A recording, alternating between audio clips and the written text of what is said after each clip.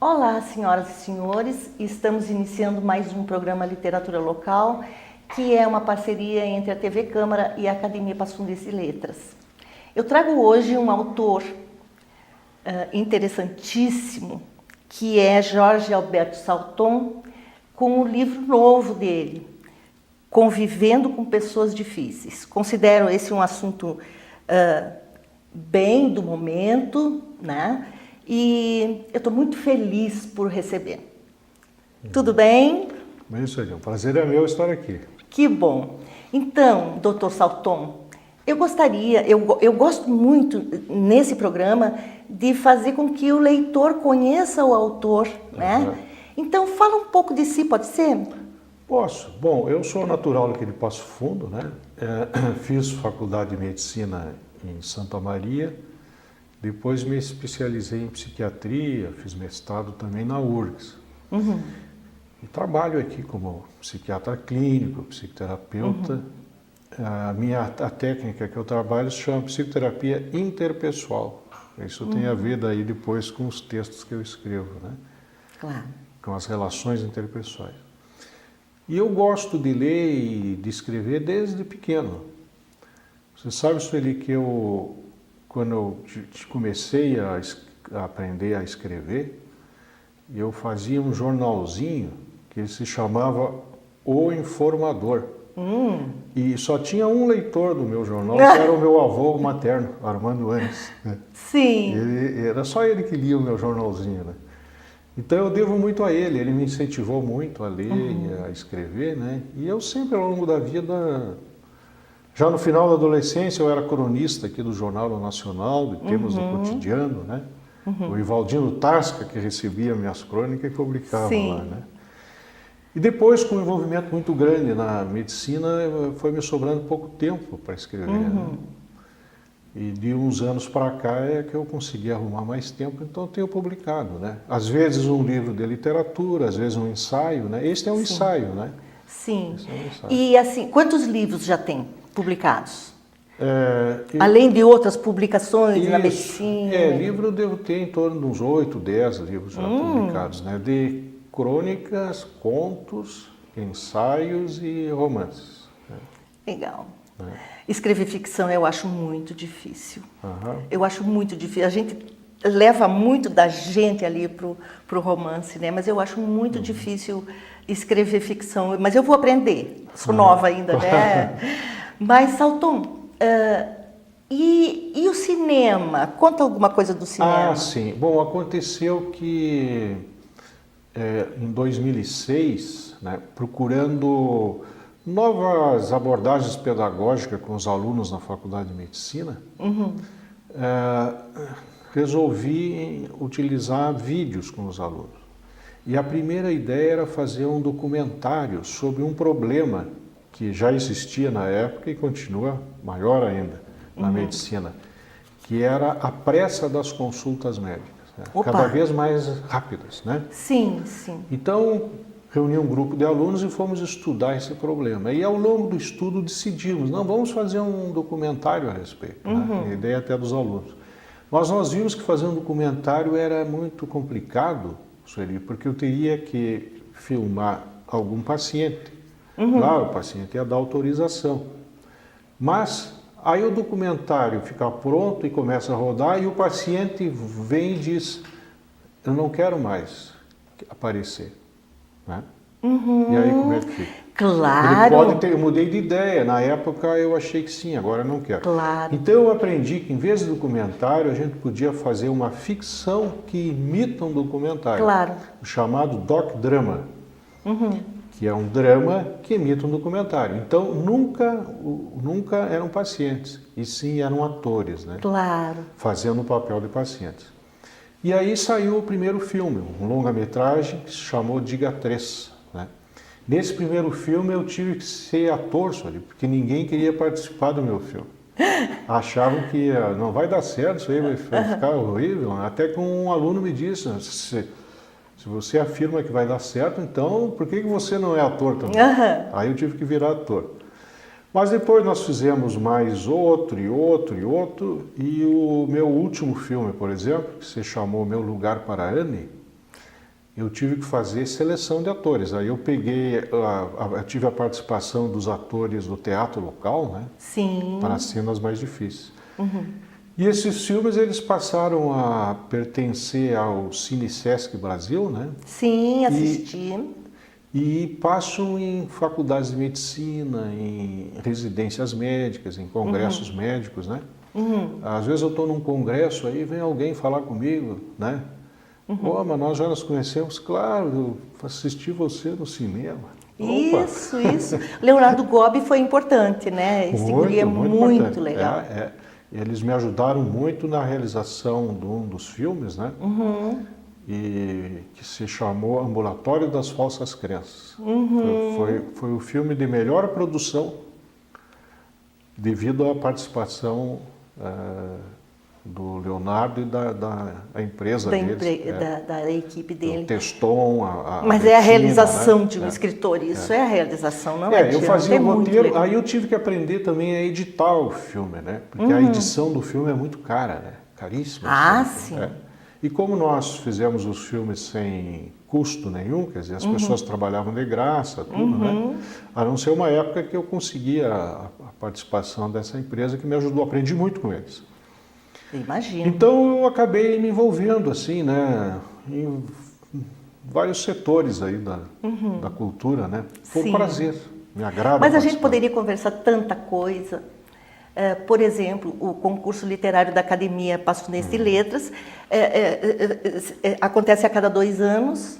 E esse ano você é o autor convidado para trabalhar com as crianças, né? Para as crianças escreverem sobre sua obra e sobre sua pessoa, né?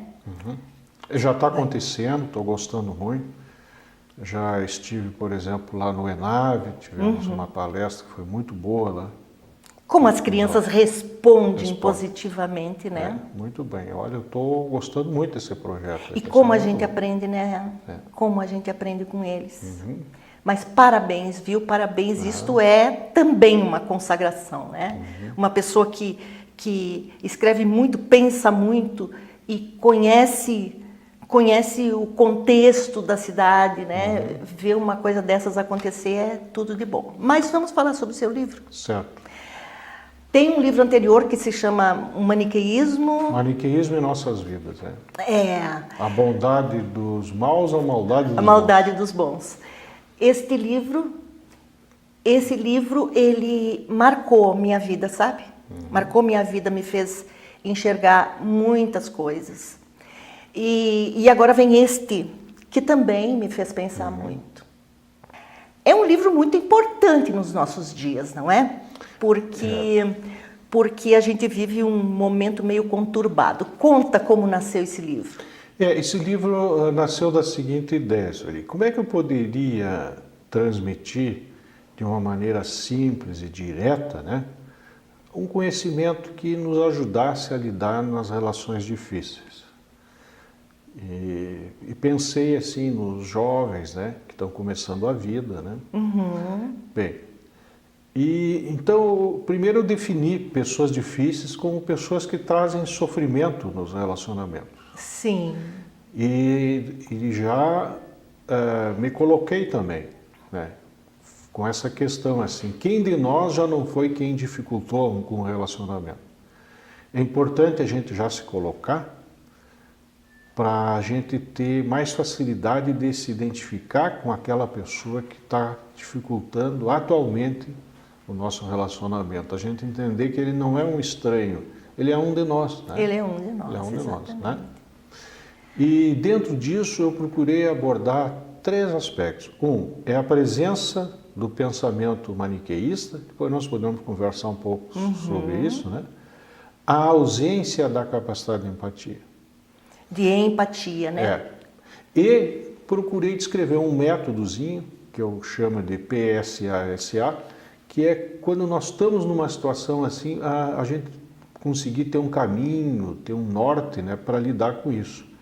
Esse método é PSASA, resumindo, o P é identificar o verdadeiro problema, o S é o sentimento que esse problema nos traz, o A é a análise, o outro S é a solução, né? Sim.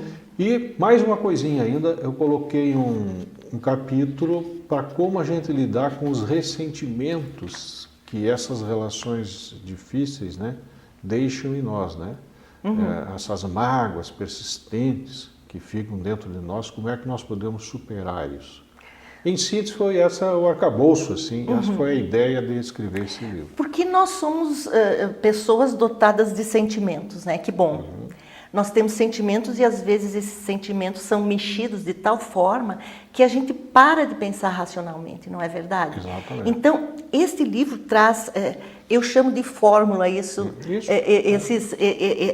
Esse esquema que está colocado aqui com muita propriedade, bem didaticamente, né? Esse esquema que faz com que a gente volte a ser racional e faça uma análise científica.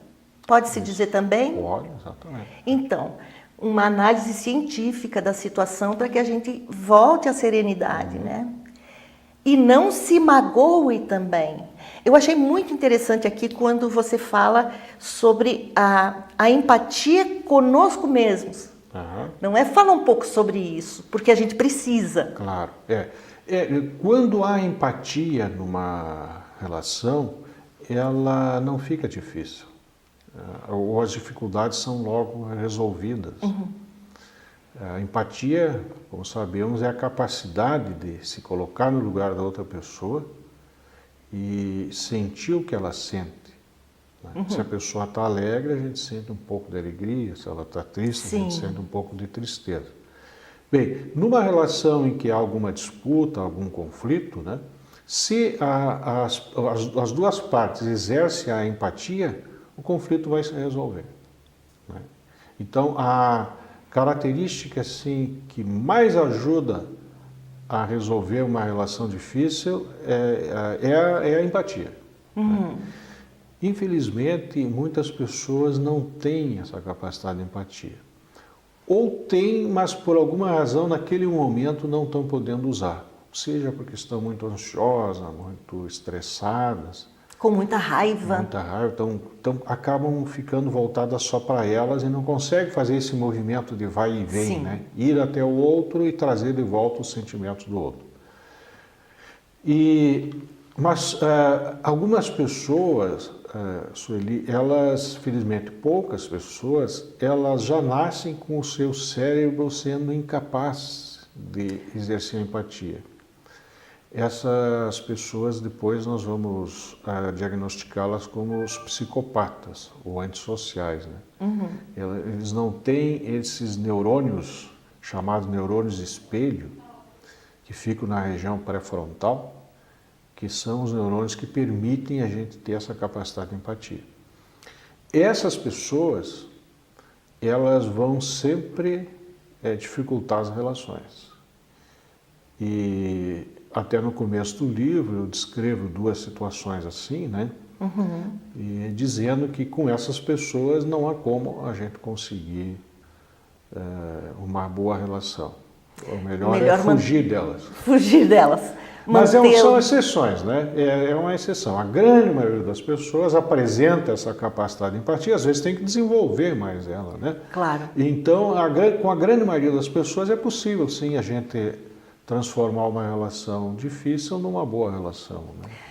As redes sociais, elas prejudicaram essas relações ultimamente, na sua opinião? Pois é interessante isso, ali. Eu fico em dúvida se elas prejudicaram ou se apenas revelaram, né, essa forma de pensar. Aí nós entramos no outro ponto, que é o pensamento primitivo maniqueísta. Primitivo, é um pensamento primitivo mesmo, né? Eu sei e pronto. É né? um pensamento infantil, porque quando nós somos pequenos, né, nós precisamos ter algum entendimento do mundo. À medida que a gente tem algum entendimento, certo ou errado, a gente se acalma. Né? Sim. Sempre que eu vejo algo e eu crio uma explicação daquilo, isso me acalma. Então, no início, as explicações, a compreensão que a gente tem, ela é muito frágil, muito simplória. Então, esse pensamento, chamado então de pensamento infantil, pensamento primitivo, ele foi estudado por muita gente. Sim. Melanie Klein, Freud e muita gente. Mas o nome pegou como maniqueísmo porque talvez o primeiro a dar um nome a esse pensamento foi um filósofo persa, o Maniqueu, que viveu 300 anos depois de Cristo, e ele colocou essa forma de pensar na filosofia. Isso é muito interessante. Esse nascimento desse entendimento é muito interessante. Vamos deixar para o segundo bloco? Então, voltamos daqui a pouco, vamos fazer um breve intervalo e fique aí nos acompanhando.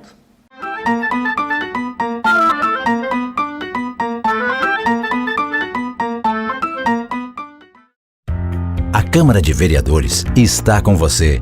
Está com a Verônica na consulta médica. Vai junto com o Cauã para a escola. Acompanhe o seu Arcério e a Dona Conceição durante o lazer. É pelo seu bem-estar que a Câmara trabalha.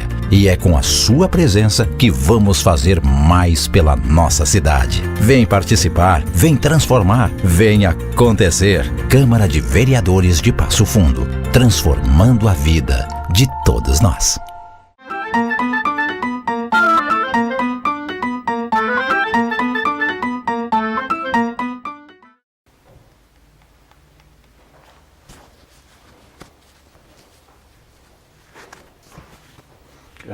Eu tinha um professor que faleceu, que ele dizia assim, só envelhece bem quem muda de opinião. Achei bacana dizer isso. Olá, estamos de volta com o Dr. Jorge Alberto Salton e o seu novo livro, Convivendo com Pessoas Difíceis. A gente acabou o primeiro bloco falando sobre Maniqueu, sobre o maniqueísmo. E é um assunto vasto e muito interessante. O que tem aqui sobre o maniqueísmo? Bom, o maniqueísmo é algo que atrapalha muito as nossas relações, dificulta muito as nossas relações. E o fantástico é que essa questão foi trazido ao debate através desse filósofo persa já 300 anos depois de Cristo, né? Faz tanto tempo assim. Mas o que é esse pensamento? Esse pensamento ele faz parte de todos nós. É um pensamento primitivo, um pensamento infantil, que de repente ele toma conta da nossa cabeça de adultos e nós ficamos fazendo a leitura da vida dessa forma primitiva e infantil. Então todos estamos sujeitos a pensar de forma maniqueísta. Ajuda então a gente perceber as características desse pensamento para a gente perceber quando ele está tomando conta de nós. Uma característica é uma sensação que a gente tem de que os problemas existem porque os outros são pessoas maldosas. Então a gente tem uma tendência a dividir assim em eu, nós, os meus somos bons e os outros são potencialmente maus. Então quando surge algum problema eu já tenho a tendência a achar que é pela maldade dos outros. Então essa é uma característica, que era o que o Maniqueu salientava. O Maniqueu dizia que só existia os bons e os maus. É o dualismo, né? Dualismo, bem o dualismo é pernicioso, né? Bem claro, assim, não tem meio termo. É os bons e os maus. Até quando eu escrevi o livro do maniqueísmo, eu coloquei como subtítulo a bondade dos maus e a maldade dos bons, né, para tentar quebrar esse dualismo. Bom, uma segunda característica é o reducionismo. A gente tem a tendência de reduzir problemas complexos a um pontinho ali. Por exemplo, o problema da educação no Brasil se deve aos professores. Não, são tantos os fatores responsáveis pelas dificuldades do ensino no Brasil, mas nós temos a tendência a reduzir aquilo. Os problemas da saúde no Brasil são devido aos médicos, ponto. Ah, mas são tantos problemas, a gestão, as verbas, e tanta coisa. Está reduzido ali. Aliás, um escritor americano, um jornalista, já falecido, Henry Mencken, tinha uma frase que eu gostava. Ele dizia assim: para todo problema complexo, existe uma solução simples e errada, que é o pensamento reducionista. Né? A outra característica que a gente tem que ficar atento em nós é a generalização. Um exemplo clássico é aquele, quando se diz quase assim, a mesma coisa, né? Do reducionismo, né? Exatamente. Veja, a gente tem a tendência a dizer assim que os alemães quiseram tomar a Europa e provocar o Holocausto. Não foram os alemães, foram os nazistas. Sim. E o primeiro país que eles tomaram foi a Alemanha. Sim. Né? Veja, é diferente o entendimento. Não é o povo alemão. Não foi o povo alemão, foi um grupo nazista. Sim, né? sim, Mas veja sim. como já muda a percepção dos Lógico, fatos. Né? lógico. Muito, né? Outra característica é o salto para a conclusão. A partir de pequenos indícios, a gente já salta para a conclusão que o problema... E para a solução? Que o problema está a maldade dos outros. Um exemplo simples. Digamos, os vizinhos aí se queixam dos latidos do meu cachorro. Aí o meu pensamento maniqueísta vai fazer eu já saltar para a conclusão de que os meus vizinhos não gostam de animais e que meus vizinhos são maus. Não, meus vizinhos apenas estão incomodados com os latidos do meu cachorro, mas eu já faço esse salto e já digo que eles são maus. Né? Outra característica é a verdade. O que eu penso é verdade, é um dogma. Eu já sei a solução dos problemas, eu já sei a causa dos problemas, né? Eu já sei. E isso é uma verdade, é um dogma. Aliás, o Platão, né, já dizia assim, que nunca devemos morrer pelas nossas ideias, porque elas podem estar erradas. Então, o pensamento esse dogmático, ele faz mal para os outros que convivem com a gente, mas faz mal para a gente também. Claro. Uma outra característica é a ausência de autocrítica. Sempre o problema é o outro. Os outros, né? Os demônios são sempre os outros. Será que os demônios também não estão dentro de mim, né? Vamos ver a minha participação nisso, né? E a outra característica do pensamento maniqueísta é a ausência de empatia. Então, resumindo, né? É a divisão em bons e maus, né? O dualismo absoluto, assim, bons e maus. A causa dos problemas é a maldade dos outros. Segunda característica é o reducionismo. Terceira, a generalização. A quarta é o salto para a conclusão. A quinta é a verdade, o dogma. A sexta é a ausência da autocrítica. E a sétima é a ausência da empatia. Tem empatia. Né? Então, todos estamos sujeitos a estar pensando assim. Até eu coloco uma tabela, uma certa altura do livro, em que eu faço a divisão entre o pensar maniqueísta e o pensar científico. Né? O pensar científico é o pensar mais adulto, né? Que em vez de reduzir um problema, ele amplia, em vez de generalizar, ele especifica. Foram os nazistas, não foram os alemães, né? Ele, em vez de dogmatizar, ele relativiza, né? Não são verdades, são versões que a gente tem. A presença da empatia, a presença da autocrítica, enfim, é o contraponto do pensar maniqueísta. Então, numa relação difícil, sempre está presente o pensamento maniqueísta. Sempre. Sim. E sempre está presente a ausência da empatia. Sempre. Não tem uma relação difícil que não esteja com esses dois fenômenos. A presença de um, que é o maniqueísta, e a ausência de outro, que é a empatia. Sim, mas a empatia está tão bem retratada aqui que eu acho que os leitores vão adorar uma história que você conta aqui, que é de uma menina, né? Pode contar para nós? Pode, essa história eu gosto muito dessa história. A menininha vendo a minha mesa assim, livros, receituários, amostra grátis, tudo misturado. A menininha disse assim: mãe, ele está procurando alguma coisa ou é bagunça?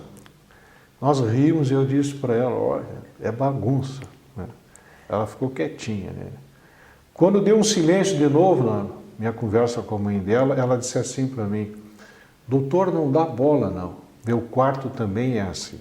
Veja bem, ela se colocou no meu lugar, a empatia, achou que tinha me magoado, né, por revelar que as minhas coisas são bagunçadas, e ela quis aliviar meu sofrimento. Claro. Dizendo, não dá bola, doutor, meu quarto também é assim. Veja, com 5 aninhos, que capacidade de empatia. Essa menininha, agora já deve ser adulta, certamente não dificulta a relação nenhuma, ao contrário. Lógico. Né? Vai ter uma grande facilidade de ter boas relações. Mas existe uma facilidade, falando em facilidade, existe uma facilidade de as nossas relações, quando maniqueístas, quando tem falta de empatia, de gerar ressentimentos. Isso. O que a gente pode falar sobre isso? É muito importante isso. Sempre gera ressentimentos essas relações, né? Que a gente tem que superá-los procurando entender o porquê. Começa assim, se eu olho para aquele momento da minha vida em que uma pessoa dificultou muito a minha vida, se eu começar a olhar e perceber, agora eu estou entendendo essa pessoa, na época eu não entendia, eu posso dizer, agora eu estou entendendo, ela não tinha empatia e ela tinha esse pensamento maniqueísta, né? Ela achava que eu era mal, ela era boa, ela generalizava, ela fazia saltos para conclusões, ela não tinha autocrítica. Não, então eu estou entendendo. Essa pessoa que me magoou, ela tinha uma limitação. A forma de pensar dela era limitada ao pensamento maniqueísta. Né? Ela tinha uma limitação, ela não tinha essa capacidade de se colocar no meu lugar. Então ela não fez isso por maldade. Aí seria eu pensando de forma maniqueísta, né? Que era a maldade dela. Mas não era, ela fez isso por limitação. Então já fica mais fácil de eu assimilar o fenômeno. Né? É muito difícil a gente assimilar quando a gente acha que aquela pessoa podia nos tratar bem, tinha capacidade disso e, no entanto, não quis nos tratar bem, quis nos fazer sofrer. É diferente se eu perceber assim, não, essa pessoa não tinha essa capacidade, ela não tinha como me tratar bem, porque ela não tinha empatia e ela estava tomada pelo maniqueísmo, ela tinha uma limitação. Então, se eu consigo fazer essa análise, eu me perdoo porque eu fiquei tão vítima dessa pessoa, né? Então, eu me senti vitimizada, e se sentir vitimizada é pensar assim, nossa, eu sou tão boa e essa pessoa me magoou tanto, né? Muito bem pensado. E também eu vou ter um pensamento de empatia, eu vou ter empatia por mim mesma, não é? Porque se eu me pacifico, eu consigo pacificar esta relação que foi tão conflituosa, não é verdade? É verdade. Aí a gente vai observando então as limitações dessa pessoa, né? A gente vai dar uma olhada para a gente, né? E dizer assim, bem, como é que eu posso me proteger disso? Como é que eu vou fazer, né? A gente começa a ter uma postura ativa. Quando a gente fica se achando assim nas mãos daquela pessoa, sem saída, parece que o único jeito de melhorar é aquela pessoa mudando, né? Eu não posso fazer nada, eu estou passivo. Eu sou uma vítima. Eu viro uma vítima e eu fico sem saída. Né?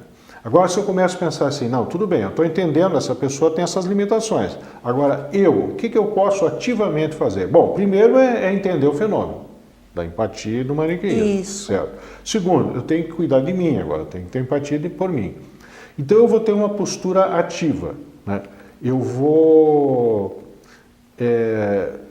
vamos dizer assim, me afastar desse relacionamento o mais que eu puder, né? E vou me defender desse relacionamento. Eu até comento assim, que tem relações que existe um nível de aproximação, distanciamento ideal. Tem pessoas que dá para a gente conviver muito perto e tem pessoas que a gente tem que conviver de uma maneira mais distanciada. Veja, essa decisão implica numa empatia, em eu pensar em mim, né? Ter empatia Claro, por mim, porque né? eu preciso para me proteger, né, de uma relação que não é legal, né? Preciso para me proteger ter uma distância. Isso. Até voltando agora para a questão do Facebook, por exemplo, das redes sociais, eu diria assim, ó, se a gente resolve participar, escrever no Facebook, a gente tem que saber que está sujeito a levar agressões. Eu não posso dizer, olha aí, eu escrevi, me disseram... Não, eu sei que nesse e-mail está sujeito a isso. Então eu tenho que realmente pensar que tipo de debate eu vou participar, né? Se eu posso achar que tal debate vale a pena eu participar, mesmo sabendo que eu vou sofrer agressões. Ou seja, eu não posso me sentir uma vítima de quem me agride no Facebook. Lógico, eu me submeti a isso, me expus, né? Me expus, eu quis correr esse risco. Isso. Né? Eu quis correr esse risco. Né? Ou seja, isso já é uma postura ativa. Sim. Né? Uhum. Mas, doutor Salton, eu tenho que agradecer muito, infelizmente terminou o nosso programa. Eu recomendo muito, com muita força, esse livro aqui. Nós que participamos tanto de redes sociais, nós temos que olhar para dentro de nós, olhar para dentro do outro e pacificar as nossas relações, né? Então, esse livro aqui é importantíssimo. Muito obrigada. Eu que agradeço. Muito obrigada a vocês que ficaram aí até agora e até a semana que vem.